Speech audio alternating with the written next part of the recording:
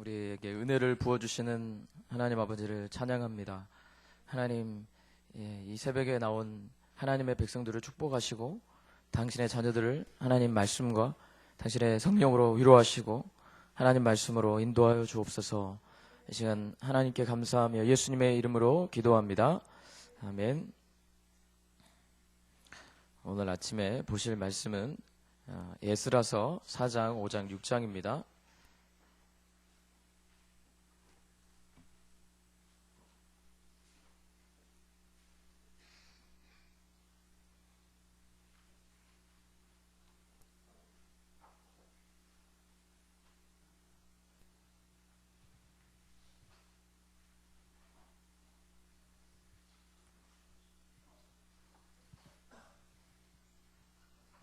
에스라서 4장, 6장, 5장, 6장.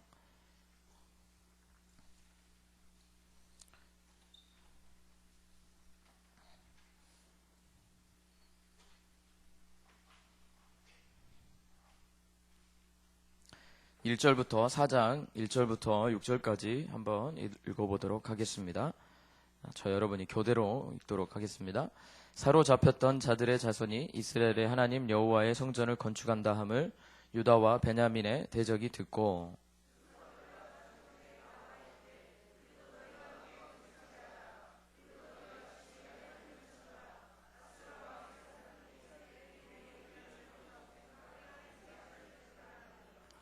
스룹바벨과 예수아와 기타 이스라엘 족장들이 이르되 우리 하나님의 성전을 건축하는데 너희는 우리와 상관이 없느니라. 바사왕 고레스가 우리에게 명령하신 대로 우리가 이스라엘의 하나님 여호와를 위하여 홀로 건축하리라 하였더니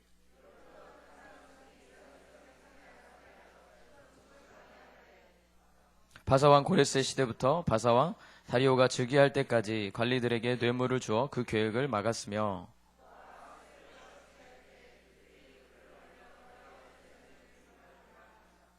아멘. 예.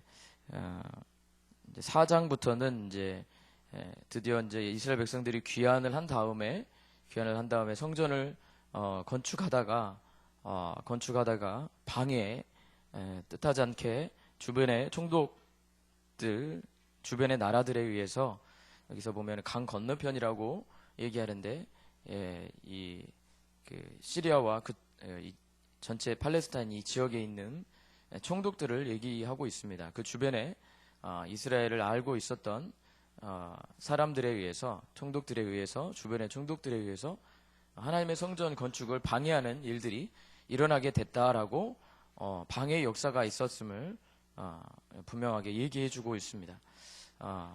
어떻게 이스라엘 백성들이 이 난관을 극복해 나갔는지 계속해서 한번 읽어보도록 하겠습니다. 7절부터 10절까지 교대로 읽어보도록 하겠습니다. 아닥사스다 때에 비슬람과 미드르닷과 다부엘과 그의 동료들이 바사왕 아닥사스다에게 글을 올렸으니 그 글은 아람 문자와 아람 방언으로 써서 진술하였더니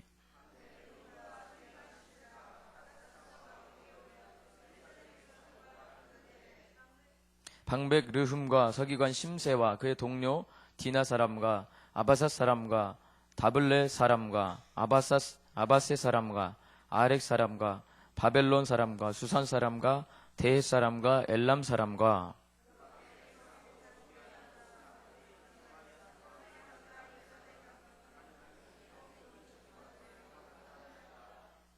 이제 그 구체적으로 어떤 자들이었는지 이름이 나오고 있습니다.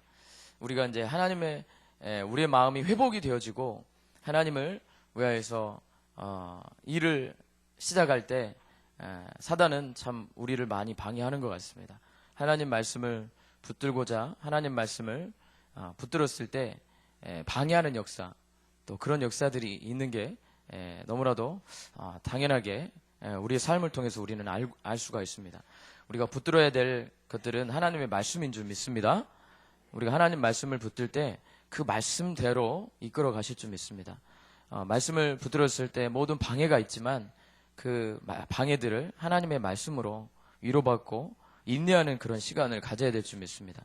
여기 당시에 이제 구체적인 그 뉘앙스는 우리가 알 수가 없지만 이스라엘 백성들이 얼마나 하나님의 성전을 다시 재건하고자 하는 그런 마음들이 여러분들은 읽을 수 있어야 될 줄 믿습니다. 하나님께서 이스라엘 백성들의 그 마음을 새롭게 하시고 바벨론 포로에 잡혀간 사람들의 마음을 새롭게 하셔서 하나님의 성전을 건축하고 하나님 모세 오경과 하나님 말씀에 정말 뛰어난 에스라와 다니엘과 이런 믿음의 사람들을 이방 땅에서 그렇게 새롭게 건축하신 것을, 새롭게 세우신 것을 우리가 볼 수가 있습니다. 그 기존 세대와는 다르게 정말 하나님 성전을 사모하고 또 그 땅을 사모하고 하나님이 약속하신 그 가나안 땅을 사모하고 하나님에 대한 그 마음이 새롭게 된 그 세대를 우리가 볼 수가 있습니다. 네, 이런 새롭게 된 역사, 하나님을 사랑하고 하나님의 역사를 사모하며 당신께서 말씀하신 그 말씀을 사모하는 그 마음에 사단이 시기할 수밖에 없는 거죠. 우리가 그러므로 복음서 저자가 말씀한 것처럼 우리를 헤아려 드는 모든 시험하는 것들을 이상하게 여기지 말라라고 얘기하고 있습니다. 우리가 하나님을 사랑하되 그것만큼 큰 은혜가 어디가 있겠습니까? 우리가 하나님을 사랑할 수 있는 마음을 주신 건 너무나도 큰 은혜입니다. 현재 고난이 그러므로 너무나도 큰 은혜고, 목사님이 항상 말씀하신 것처럼 고난은 더 좋은 것이죠. 좋은 것은 좋은 것이지만 안 좋은 것은 더 좋은 것이다 라고, 그를 통하여서 하나님이 이루신 큰 이 회복의 역사, 마음을 새롭게 하신 역사, 그게 너무나도 좋은 것이고 감사한 일입니다. 그래서 여기 이제 계속해서 읽어보도록 하겠습니다. 그들이 어떻게 이 말로써 당시에 아닥사스다 왕에게 고발했는지 한번 읽어보도록 하겠습니다. 11절부터 16절까지 교대로 읽어보도록 하겠습니다. 아닥사스다 왕에게 올린 그 글의 초본은 이러하니 강 건너편에 있는 신하들은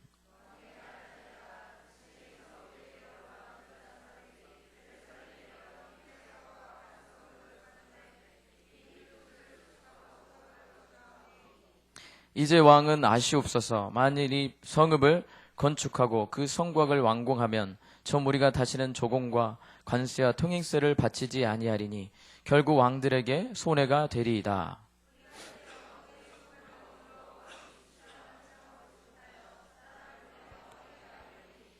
왕은 조상들의 사기를 살펴보시며 그 사기에서 이 성읍은 패역한 성읍이라 애로부터 그 중에서 항상 반역하는 일을 행하여 왕들과 각 도에 손해가 된 것을 보시고 아실지라 이 성읍이 무너짐도 이 때문이니이다.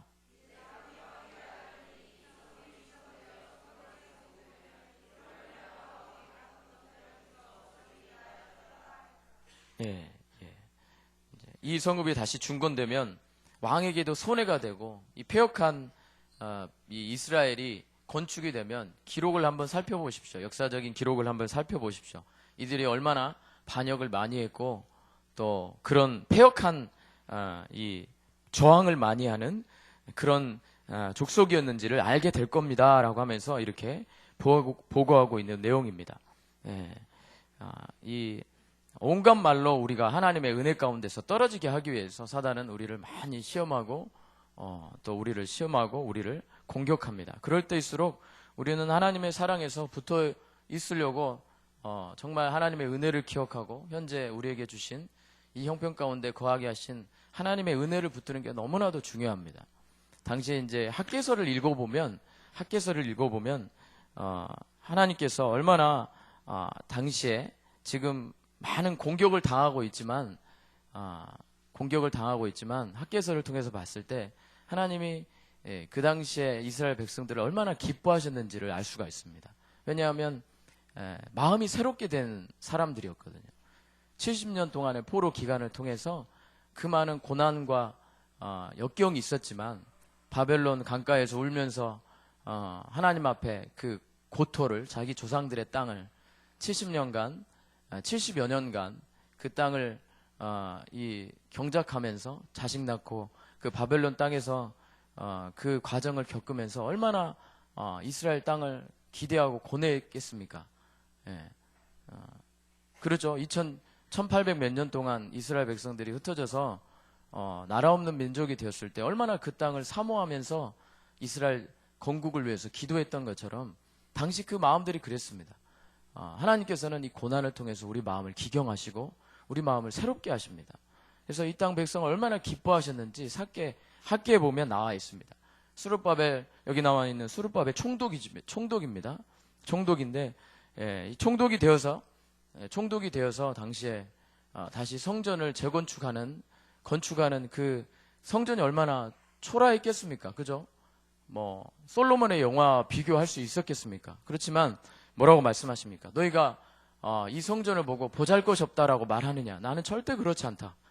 하나님이 얼마나 그 전에 영화보다도 더 실제 화려한 솔로몬의 그 영화보다도 더 하나님께서 기뻐하신다고 말씀하십니다. 그러니까 하나님이 얼마나 우리 마음이 하나님을 향하여서 하나님을 바라보는 그 마음을 얼마나 기뻐하시는지 모릅니다.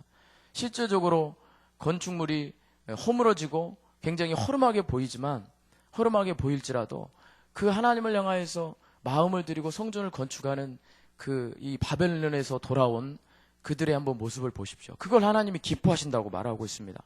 하나님이 그래서 우리는 여기 나와 있는 것처럼 이스라엘아 스스로 굳세게 할지어다.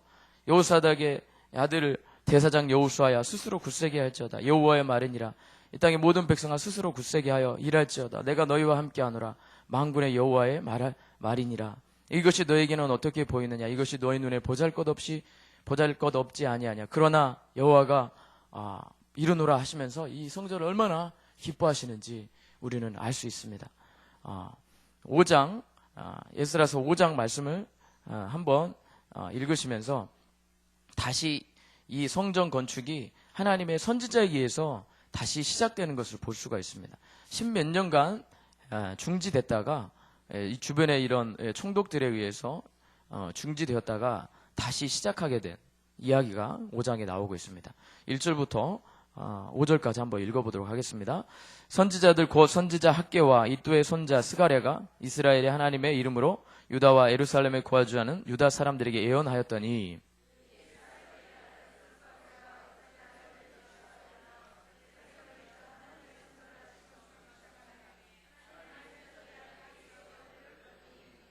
그때 유브라데 강 건너편 총독 다뜨네와 스달보네와 그들의 동관들이 다 나와 그들에게 이르되 누가 너희에게 명령하여 이 성전을 건축하고 이 성곽을 마치게 하였느냐 하기로 하나님의 유다 장로들을 돌보셨으므로 그들이 능히 공사를 막지 못하고 이 일을 다리오에게 아뢰고 그 답장이 오기를 기다렸더라. 아멘. 다시 하나님의 선지자 당시 학계와 스가랴 선지자가 하나님의 말씀으로 예언을 했을 때 다시 한번 스룹바벨과 대제사장 예수아죠. 이름이 똑같습니다. 스룹바벨과 예수아가 일어나서 다시 하나님의 성전을 건축하자 이들이 건축하고 성전 건축한 것을 마치게 되었다라고 얘기하고 있습니다. 하나님의 성전의 의미는 무엇입니까? 하나님이 우리와 함께 하신다는 것입니다. 하늘에 계신 그 크고 도우신 하나님, 우리가 경외해야 될 그 하나님이 이 땅 가운데 우리와 함께 하신다는 것, 우리와 소통하기를 원하시고 우리와 함께 하신다는 의미죠. 성전은 이 땅에 하나님이 임재하시는 공간, 우리와 소통하기를 원하시고 우리가 성전 중심으로 또 우리에게 현재 하나님께서 주시는 그 은혜를 기억했을 때 하나님은 성전을 통해서 우리를 통해서 이 성전을 통해서 말씀하시고 우리와 소통하기를 원하십니다. 당시 이스라엘 백성들이 그 두려움과 위협 때문에 중지하게 됐을 때 하나님은 이들이 다시 한번 성전을 재건축하기를 원하셨습니다. 그래서 선지자 학계와 스가랴를 통해서 하나님의 성전을 건축하게 되었죠. 우리가 예수 그리스도가 이 땅에 오신 이유도 무엇입니까? 우리와 소통하기 위해서, 우리를 너무나도 기뻐하셔서 우리 마음에 오신 겁니다. 우리가 이 예수 그리스도의 그 은혜 가운데 거해야지 우리 하나님께서 주시는 하나님의 나를 사랑하시고 나와 대화하기를 원하시고 나와 소통하기를 원하시는 그 주님께 관심을 가져야 될 줄 믿습니다. 우리가 현재 여기 나와 있는 당시의 그 분위기를 보면 정말 하나님을 사랑하고 하나님의 성전을 위해서 건축을 하려고 왔지만 건축을 하려고 왔지만 자기의 집을 먼저 짓고 또 니느웨에서 보니까 물론 그 은혜 가운데 왔지만 이들이 그 은혜를 망각하게 되었을 때 성전 역사가 중단되는 것을 볼 수가 있습니다. 하나님은 우리에게 이런 어떻습니까? 70년간 포로 생활을 하고 돌아온 건 정말 놀라운 기적이었습니다. 이 하나님이 정말 은혜가 아니고서는 키루스 왕, 고레스 왕의 그 마음에 그런 마음을 주실 수가 없었던 거죠. 이 은혜를 우리가 참 기억해야 합니다. 70년간 새로운 마음을 주시고 기경하게 하시는, 고난을 통해서 우리 마음을 새롭게 하신 그 하나님을 반각하게 되면 하나님이 70년간 포로 생활을 해갖고 돌아오게 하신 그 의미가 퇴색되는 겁니다. 우리가 은혜 가운데 붙들어야 될 줄 믿습니다. 하나님이 우리를 얼마나 사랑하셔서 십자가에서 예수님을 죽이게 하신 그 은혜를 우리가 항상 붙들어야 될 줄 믿습니다. 로마서 7장 8장 말씀이 우리 머리 생각 가운데 0.1초에 다시 이루어져야 돼요. 항상 그 은혜를 기억해야 될 줄 믿습니다. 우리가 어떤 죄악에 빠지더라도 어떤 그 고난에 힘겨운 그 역경 가운데 들어가든지 간에 로마서 7장 8장 말씀이 항상 0.1초에 그냥 반복이 돼야 됩니다. 하나님이 예수님의 그 사건은 우리에게 얼마나 큰 은혜입니까? 70년간 포로 생활하면서 다시 돌아오게 하신 그 은혜가 얼마나 큰 감동이었습니다. 이 은혜를 우리가 붙들지 않으면, 예수 그리스도의 그 은혜를 붙들지 않으면, 그 은혜 가운데서 우리가 껴있지 않으면 사단과 모든 어둠의 세력들은 항상 이 은혜에 까먹게 하기 위해서 수단과 방법을 동원해서 그 은혜 가운데 떨어지게 하기 위해서 우는 사자처럼 우리를 그렇게 우리를 잡아먹을 듯이 그렇게 달려듭니다. 그러나 우리가 예수님의 이 성전의 모형은 말 그대로 예수 그리스도입니다. 하나 우리가 소통하기를 원하시고 우리를 사랑하신다는 그 의미이고 우리와 얘기하고 싶으시고 우리와 계속 끊임없이 하나님과의 그 관계를 유지하기를 원하신다는 의미가 있습니다. 성전 중심이 되고 하나님의 중심이 되고 예수 그리스도의 중심이 되고 그 생각을 우리가 망각하면 직장 생활을 하더라도 예수님께서 나에게 이 직장을 주셨지, 이 가정을 주신 하나님의 은혜를 기억하고 그 은혜 가운데 머물러 있어야지. 그게 우리의 힘입니다. 그게 우리의 힘입니다. 직장 생활을 통하여서 예수님을 더 드러내고 어렵고 힘들지만 하나님을 더 알아가는, 직장 생활 어렵고 힘든 그 인간관계와 일들을 통해서 하나님을 알아가고 우리를 위해서 보내주신 예수님을 더 알아가게 하고, 내가 좀 힘들고 어려우면 하나님께서 하나님을 더 알게 하시고자 이런 고난을 주셨구나, 이렇게 방향을 잡고 은혜 가운데로 나아가야지. 그렇게 우리가 은혜 가운데로 나아가지 않으면 여기 있는 것처럼 성전 역사가 중단될 수밖에 없는 겁니다. 우리가 항상 은혜 가운데 있어야 될 줄 믿습니다. 아멘. 6장을 한번 읽어보도록 하겠습니다. 다시 한번 고레스 왕의 조서와, 그래서 이제 다시 유대의 스룹바벨 총독과 이 에스라와 이제 하나님의 백성들이 다리오 왕에게 조서를 보내서 고레스 왕이 어떻게 조서를 내려서 이스라엘 성전을 다시 건축하게 했는지 그때 당시의 역사를 한번 찾아보십시오라고 하면서 그런 조사 왕에게 탄원을 한 거죠. 탄원을. 6장에 그 얘기가 나와 있습니다. 6장 1절부터 7절까지 한번 읽어보도록 하겠습니다. 이에 다리오 왕이 조서를 내려 문서 창고 곧 바벨론에 보물을 쌓아둔 보물 정각에서 조사하게 하여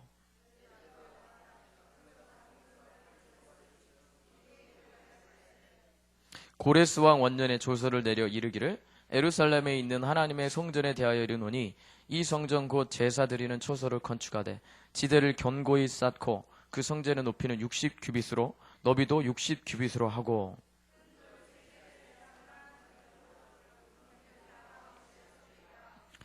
또 느부갓네살이 예루살렘 성전에서 탈취하여 바벨론으로 옮겼던 하나님의 성전 그 문 그릇을 돌려보내어 예루살렘 성전에 가져다가 하나님의 성전 안 각기 제자리에 둘지니라 하였더라.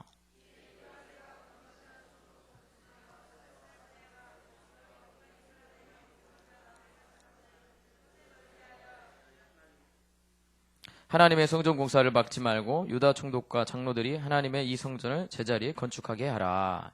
예, 여기 보니까 하나님이 이 느부갓네살이 가져간 성전에서 가져간 금, 은 그릇을 그대로 다시 돌려보내는 거 볼 수가 있습니다. 어디 기록에 보니까 그 어제 1, 2, 3장에 보니까 뭐 어떻습니까? 바벨론 그 내부 창고 그 보물을 관리하는 관리자 이름이 나옵니다. 관리자 이름. 예? 내부 그 바벨론 왕궁의 보물을 관리하는 관리자 이름까지 나와요. 하나님이 이 이스라엘에서 가져간 바벨론 그 느부갓네살이 가져간 그 성전의 기명들을 그대로 그냥 바벨론 창고에 그냥 다 갖다 놓은 거예요. 70년 때가 되어서 하나님의 백성들이 세대가 갈아치워지고 두 세대가 갈아치워지고 새로운 마음이 생기고 하나님을 사랑하는 마음 하나님께서 그렇게 기경하시고 할 때까지 70년간 바벨론 창고 그 관리자 그 안에다가 탁 보관해 놓고 때가 되었을 때 이제 어때요? 푸시는 거예요. 하나님은 우리가 마음을 새롭게 하고 하나님 앞에 하나님을 사랑하는 마음 하나님을 향하여서 그 마음을 돌이키고 그 고난과 힘들고 어려운 일이 있을지라도 그 마음을 돌이켰을 때 하나님께서 그 모든 것을 다 이렇게 돌려주십니다. 하나님의 정확한 타이밍을 한번 보십시오. 그대로 그대로 보세요. 금은 그릇을 돌려보내 예루살렘 성전에 그대로 돌려둘지니라 라고 얘기하고 있습니다. 우리가 우리 마음을 돌이키면 하나님은 그 회복은 순식간입니다. 순식간입니다. 우리 마음이 문제지 우리 마음에 하나님 우리 얼마나 사랑하셔서 우리 마음을 사기를 원하십니다. 우리 마음을 사기를 원하십니다. 예수 그리스도가 그 증표 아닙니까? 자기 아들을 내어주신 그 사랑이 그 사랑을 보면서 우리는 눈물을 흘릴 수 있어야 합니다. 눈물을 흘리면서 그 사랑 때문에 내가 이 직장 생활하고 우리 가정을 꾸려가고 이 사실을 우리는 잊지 말아야 합니다. 이 은혜 가운데 거하지 않으면 정말 다시 원래 이 고난의 의미가 퇴색되어지고 우리 마음이 다시 한번 굳어지는 그런 사람이 될 수밖에 없습니다. 이 시간 이 말씀을 통해서 또 여기 보니까 13절부터 보니까 성전 봉헌하는 일들이 있습니다. 그리고 유월절을 지키는 유월절 보십시오. 70년이 지났는데도 에스라라는 사람을 세우셔서 하나님의 말씀을 연구하겠다라고 그런 세대들을 일으키시는 거 보십시오. 왜 우리나라가 이렇게 됐는지 연구하는 세대들, 다음 세대들 고난을 통해서 고난의 유익입니다. 그래서 다니엘과 같은 사람들 보십시오. 에스더와 같은 그런 모르드게 같은 그런 사람들 보십시오. 고난의 70년간 그 과정을 통해서 그런 사람들 하나님의 율법의 학자가처럼 내가 하나님 말씀을 내가 연구해야겠다. 하나님 말씀이 지식 그래서 여호와를 경외하는 것이 지식의 근본이라고 말하는 겁니다. 하나님의 말씀을 한 말씀 한 말씀 유월절을 지키는 걸 보십시오. 하나님 말씀을 한 말씀 한 말씀 그대로 이루어지기까지 그 백성들이 열심을 다해서 성전이 재건축되었을 때 하는 걸 보십시오. 하나님 말씀이 그대로 이렇게 이루어지는 역사를 통해서 하나님 얼마나 기뻐하십니까? 하나님을 찾아가는 과정, 하나님의 말씀이 이루어지는 그 과정을 통해서 하나님이 얼마나 기뻐하셨는지 여기 보니까 6장 22절에 보니까 6장 22절 말씀을 한번 읽어보도록 하겠습니다. 6장 22절이죠.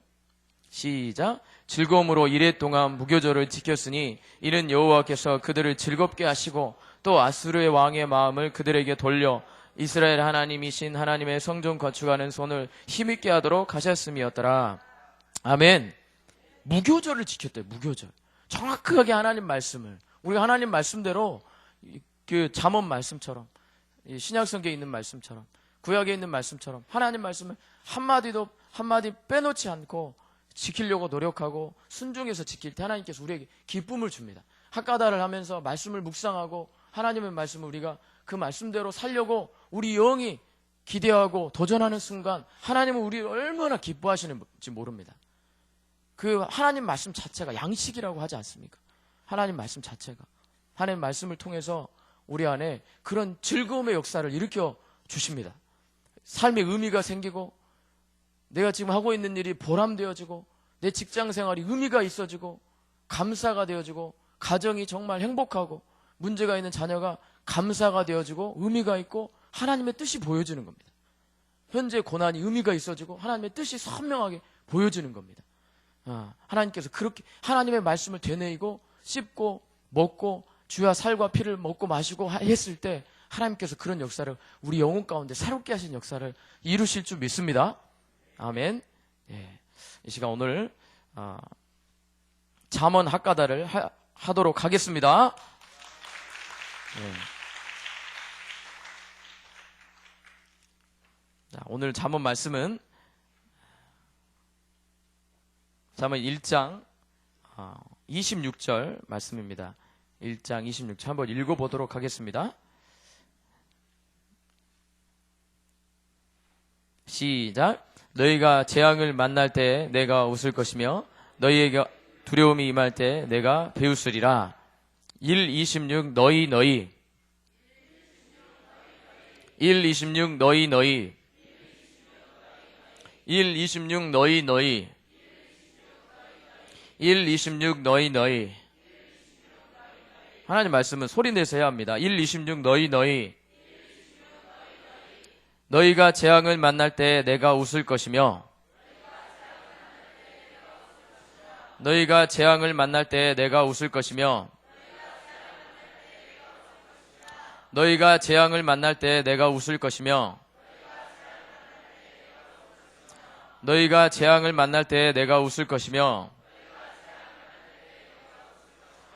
너희가 재앙을 만날 때 내가 웃을 것이며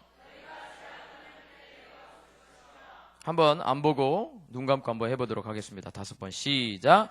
너희가 재앙을 만날 때 내가 웃을 것이며 너희가 재앙을 만날 때 내가 웃을 것이며 너희가 재앙을 만날 때 내가 웃을 것이며 너희가 재앙을 만날 때 내가 웃을 것이며 너희가 재앙을 만날 때 내가 웃을 것이며 자, 너희에게 두려움이 임할 때 내가 비웃으리라. 예, 보고 너희에게 두려움이 임할 때 내가 비웃으리라. 너희에게 두려움이 임할 때 내가 비웃으리라. 너희에게 두려움이 임할 때 내가 비웃으리라. 너희에게 두려움이 임할 때 내가 비웃으리라. 안 보고 한번 해보겠습니다. 시작. 너희에게 두려움이 임할 때 내가 비웃으리라. 너희에게 두려움이 임할 때 내가 비웃으리라. 너희에게 두려움이 임할 때 내가 비웃으리라. 너희에게 두려움이 임할 때 내가 비웃으리라. 너희에게 두려움이 임할 때 내가 비웃으리라. 한번 보고 26절 전체를 읽어보도록 하겠습니다. 시작. 너희가 재앙을 만날 때 내가 웃을 것이며 너희에게 두려움이 임할 때 내가 비웃으리라. 5번 해보겠습니다. 전체 안 보고 시작. 너희가 재앙을 만날 때 내가 웃을 것이며 너희에게 두려움이 임할 때 내가 비웃으리라. 너희가 재앙을 만날 때 내가 웃을 것이며 너희에게 두려움이 임할 때 내가 비웃으리라. 너희가 재앙을 만날 때 내가 웃을 것이며 너희에게 두려움이 임할 때 내가 비웃으리라. 너희가 재앙을 만날 때 내가 웃을 것이며 너희에게 두려움이 임할 때 내가 비웃으리라. 너희가 재앙을 만날 때 내가 웃을 것이며 너희에게 두려움이 임할 때 내가 비웃으리라. 아멘. 아멘. 하나님이 25절에 있는 것처럼 우리가 주님의 교훈을 멸시하고 책망을 받지 아니하면 재앙이 우리 가운데 그렇게 임하게 될 때 하나님께서 내가 웃을 것이며 너에게 두려움이 임할 때 내가 비웃으리라. 하나님이 우리 마음에 하나님의 말씀을 주시고 교훈과 책망을 통해서 우리를 권고하시고 또 그 말씀을 계속해서 말씀하십니다. 그렇지만 우리가 그 하나님의 성령의 음성을 듣지 못하면 죄가 우리 눈을 가리워서 듣지 못하게 됐을 때 우리가 재앙 가운데 임하게 되는 것이 사실입니다. 또 두려움이 우리를 언습하게 되는 것이 사실입니다. 그렇지만 하나님은 우리를 소망 가운데 재앙 가운데 두시고 또 이런 두려움 가운데 우리를 두실 때가 있습니다. 그럴 때 하나님의 은혜를 기억하고 오늘 이스라엘 백성들처럼 하나님의 은혜를 기억하고 또 우리와 함께 하시길 원하시는 그 하나님을 기억했을 때 이 모든 두려움과 재앙이 눈 녹듯이 그렇게 사라질 때가 있는 줄 믿습니다. 두려움이 또 재앙이 우리에게 정말 큰 은혜고 또 행복한 것이었던 것을 또 하나님의 뜻한 가운데 있었던 것임을 그런 시간을 겪게 하십니다. 그러므로 우리가 고난의 때, 어려운 때 하나님의 은혜를 기억하고 믿음으로 이 시간을 견뎌내야 될 줄 믿습니다. 그것이 도리어 나의 영적인 살을 찌우게 하시고 영적인 나의 그 모든 것들을 회복해 하신다는 사실을 알게 될 줄 믿습니다. 우리 시간 기도하고 마치겠습니다. 하나님 아버지 감사합니다. 하나님 이 시간 저희를 사랑하셔서 우리를 위해서 십자가에서 피를 흘려주시고 그 모든 고난을 감당하신 예수님 그리스도의 은혜를 기억하게 하셔서 감사합니다. 우리가 이 하나님의 은혜 가운데 하나님 단단히 붙들어 있게 도와주시옵시고 하나님의 마음으로 하나님의 말씀으로 새롭게 되는 역사를 늘 날마다 저희들 마음 가운데서 불러일으켜 주시옵소서. 하나님을 기대하며 하나님의 얼굴을 구하러 나오는 이분들의 그 삶과 그들의 마음을 축복하여 주시옵소서. 하나님 모든 고난 가운데 모든 어려움 가운데 그 성전을 기억하며 나와 곧 교통하기를 원하시고 나와 대화하기를 원하시는 그 주님의 얼굴을 구하여 찾아오는 모든 그들의 마음을 축복하여 주시옵소서. 오늘 하루가 그런 귀한 하나님의 은혜를 붙드는 시간 되게 하실 줄 믿습니다. 감사하며 예수님의 이름으로 기도합니다.